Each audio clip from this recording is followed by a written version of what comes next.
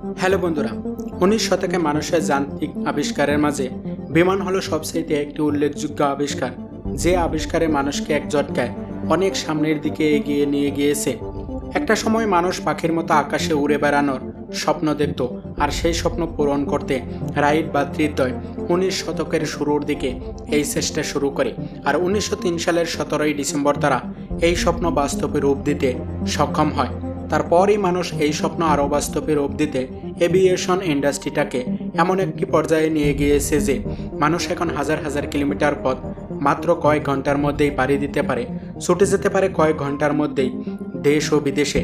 কিন্তু এই দেশ ও বিদেশের হাজার হাজার কিলোমিটার পথ পাড়ি দিতে গিয়ে ঘটে গেছে অনেক ছোট বড় দুর্ঘটনা, হারাতে হয়েছে অনেক নিষ্পাপ মানুষের জীবন। যদিও বিমান পরিবহন ব্যবস্থা বিশ্বের সবচাইতে নিরাপদ পরিবহন ব্যবস্থা, তারপরও বিমান দুর্ঘটনার কবলে পড়লে যে কারো জীবন নিয়ে বেঁচে ফেরা প্রায় অসম্ভব। বিশ্বের বিমান চলাচল ইতিহাসে ঘটে গেছে এমন অনেক ভয়াবহ বিমান দুর্ঘটনা, যেসব বিমান দুর্ঘটনাগুলোতে মুহূর্তের মধ্যেই বিলীন হয়ে গিয়েছে শতাধিক মানুষের জীবন। তো বন্ধুরা, আজ আমি এমন 5টি বিমান দুর্ঘটনার কথা বলবো যে দুর্ঘটনাগুলোতে সবচাইতে বেশি প্রাণহানি হয়েছিল, যা এখনও মানুষ সেই বিমান দুর্ঘটনাগুলোর কথা সবচাইতে বেশি আলোচনা করে। তো চলুন বন্ধুরা, বেশি দেরি না করে ভিডিওটি তাড়াতাড়ি শুরু করি।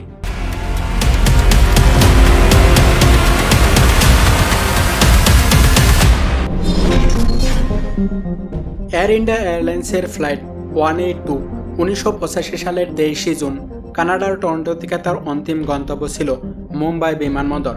কিন্তু বিমানটি তার দীর্ঘ যাত্রাপথের কারণে লন্ডন বিমানবন্দরে থেমে মুম্বাই যাওয়ার কথা ছিল।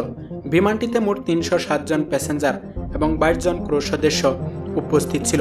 বিমানটি টেক অফ করার কয়েক ঘন্টা পার হয়ে গিয়েছিল।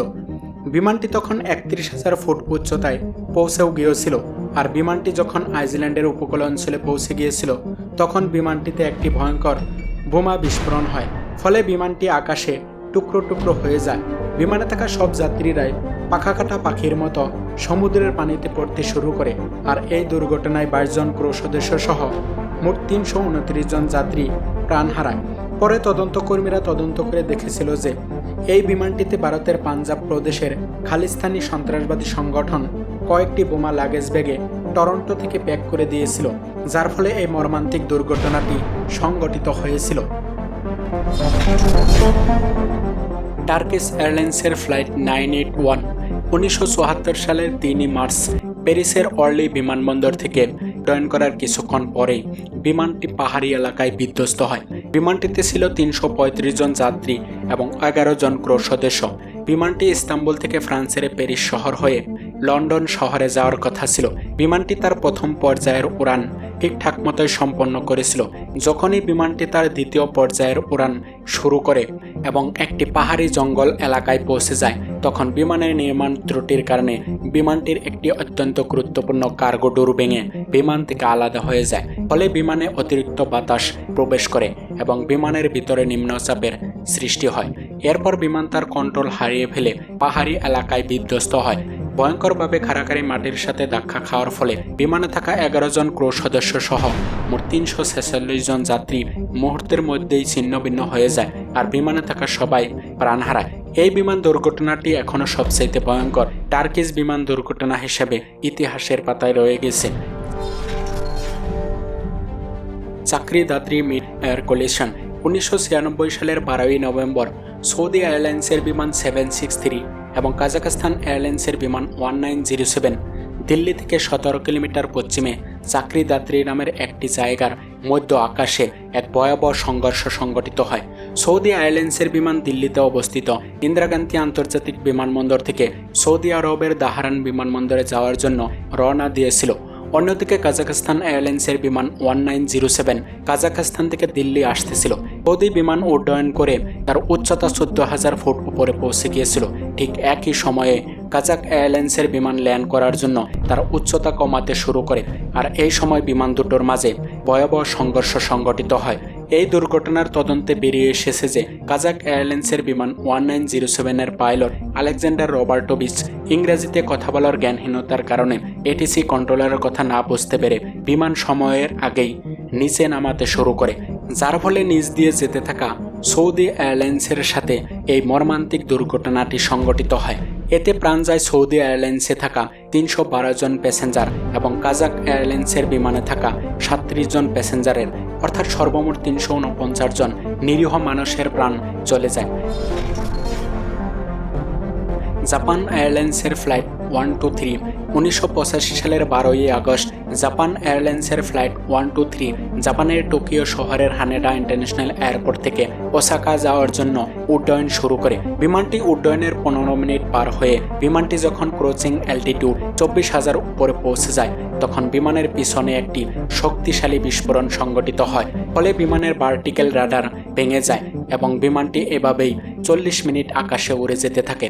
এভাবে উড়তে উড়তে বিমানটি যখন তার কন্ট্রোল হারিয়ে ফেলে, তখন বিমানটি পাহাড়ের সাথে ধাক্কা খেয়ে একটি পাহাড়ের উঁচু জায়গায় বিধ্বস্ত হয়। বলা হয় যে এই বিমান দুর্ঘটনাটি জাপানের বিমান চলাচল ইতিহাসে সবচাইতে ভয়ঙ্কর বিমান দুর্ঘটনা, যা আজ পর্যন্ত এর কথা জাপানের মানুষ বলতে পারেনি। কেননা এই বিমানে উপস্থিত থাকা 524 জন প্যাসেঞ্জারের মাঝে 520 জন প্যাসেঞ্জারই মারা যায় এবং সৌভাগ্যক্রমে 4 জন প্যাসেঞ্জার প্রাণে বেঁচে যায়। এই বিমানটি 1976 সালে একদল খারাপ অনভিজ্ঞ ইঞ্জিনিয়ারদের দ্বারা মেরামত করা হয়েছিল, যার ফলে এই দুর্ঘটনাটি সংঘটিত হয়েছিল। এই বিমান দুর্ঘটনাটি বিশ্বের সবচেয়ে বড় একক বিমান দুর্ঘটনা হিসেবে ইতিহাসের পাতায় রয়ে গেছে, যেখানে সবচেয়ে বেশি মানুষের প্রাণহানি হয়। টেনেরিফ এয়ারপোর্ট ডিজাস্টার 1977 সালের 27 মার্চ প্যান এম এয়ারলাইন্সের ফ্লাইট 1736 380 জন প্যাসেঞ্জার এবং 16 জন ক্রু সদস্য নিয়ে লস অ্যাঞ্জেলেস থেকে তার গন্তব্য ক্যানারি আইল্যান্ডের উদ্দেশ্যে রওনা দেয়। অন্যদিকে কেএলএম এয়ারলাইন্সের ফ্লাইট 4805 234 জন প্যাসেঞ্জার এবং 14 জন ক্রু সদস্য নিয়ে আমস্টারডাম থেকে একই গন্তব্য ক্যানারি আইল্যান্ডের উদ্দেশ্যে রওনা দেয়। কিন্তু দুর্ভাগ্যবশত সেই দিন ক্যানারি আইল্যান্ডের এয়ারপোর্টে একটি ভয়ঙ্কর সন্ত্রাসবাদী বোমা বিস্ফোরণ হয়। ফলে এই এয়ারপোর্টে আসা সকল প্যাসেঞ্জার বিমান পাশেই থাকা টেনেরিফ আইল্যান্ডের লস রোডেস এয়ারপোর্টে ডাইভার্ট করা হয় এবং সব বিমান সেখানেই ল্যান্ড করে। লস রোডেস এয়ারপোর্ট ছিল একটি ছোট আকারের এয়ারপোর্ট, আর সেদিন আবহাওয়া অনেক খারাপ ছিল, ভিজিবিলিটি একেবারেই কম ছিল। কেএলএম এবং প্যান এম বিমান যখন এই এয়ারপোর্ট থেকে টেক অফ করার সময় এসে পড়ে, তখন কেএলএম বিমান উড্ডয়নের জন্য রানওয়ের স্টার্ট পজিশনে চলে যায় এবং প্যান এম বিমান রানওয়েকে ট্যাক্সিওয়ে ভেবে রানওয়ের স্টার্ট পজিশনে যেতে শুরু করে। তখন কেএলএম বিমানের পাইলট এটিসি ক্লিয়ারেন্স ছাড়াই বিমান টেক অফ করার সিদ্ধান্ত নেয়, আর তারপর কেএলএম বিমান রানওয়েতে 250 কিলোমিটার বেগে দৌড়াতে শুরু করে। এই অবস্থায় প্যান এম ফ্লাইট রানওয়েতেই ছিল, আর যার জন্যই 250 কিলোমিটার প্রতি ঘন্টা বেগে চলা বিমানটির সাথে এই প্যান এম ফ্লাইটের সংঘর্ষ সংঘটিত হয়। কেএলএম বিমানে থাকা 248 জন যাত্রীর সবাই মারা যায় এবং প্যান এম বিমানে থাকা 396 জন যাত্রীর মাঝে 335 জন যাত্রী মারা যায় এবং 61 জন যাত্রী গুরুতর আঘাত পেয়ে প্রাণে বেঁচে যায়। এই দুর্ঘটনাটিতে সর্বমোট 583 জন যাত্রী প্রাণহানি হয়, আর এভাবেই এটা বিশ্বের সবচেয়ে বেশি প্রাণহানি বিমান দুর্ঘটনা হিসেবে ইতিহাসের পাতায় লিপিবদ্ধ হয়ে যায়। তো বন্ধুরা, ভিডিওটি কেমন লেগেছে তা অবশ্যই কমেন্ট করে জানাবেন, আর এভিয়েশন ইন্ডাস্ট্রির এমন ভিডিও দেখতে চ্যানেলটি অবশ্যই সাবস্ক্রাইব করে নেবেন।